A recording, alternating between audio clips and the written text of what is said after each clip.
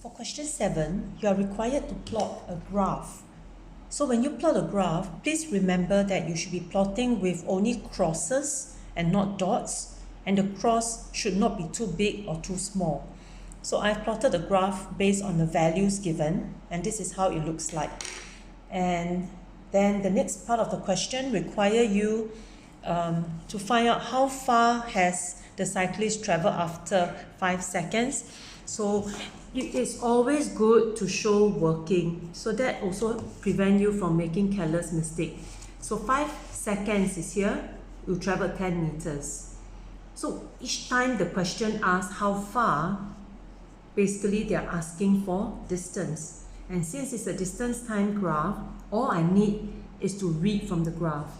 25 seconds will be here, right? So 25 seconds. So I show my working. So please show your working as well. Over here, it might be a bit quite easy to see, but some questions, if you don't show the working, you can't see clearly. So that will be 40 meters.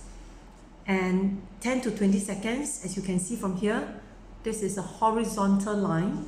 It will be at rest. You can say stationary. You can also say at rest or not moving.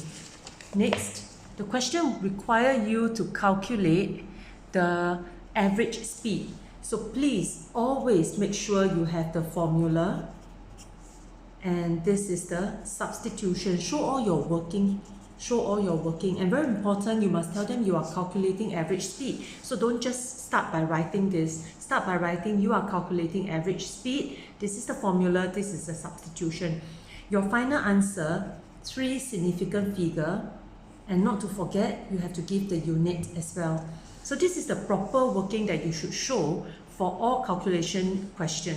Now the total distance is 40 because it doesn't matter how the journey looks like, but basically after the whole journey, 30 seconds, the object has traveled 40 meters, right? So I just take the total distance traveled, and that's 40, and the whole journey is a 30 seconds journey.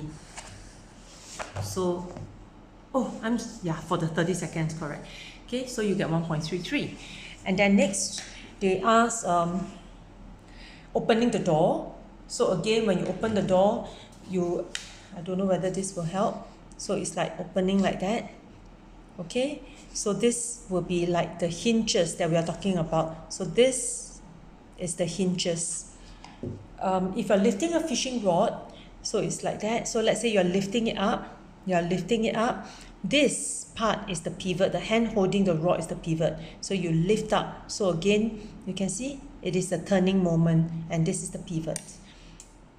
Pushing the switch is just in, out, so no turning. Steering wheel, yes, you are turning a steering wheel, and when you do that, the middle is where the pivot is, because the whole wheel you are turning and the middle part didn't move. Okay.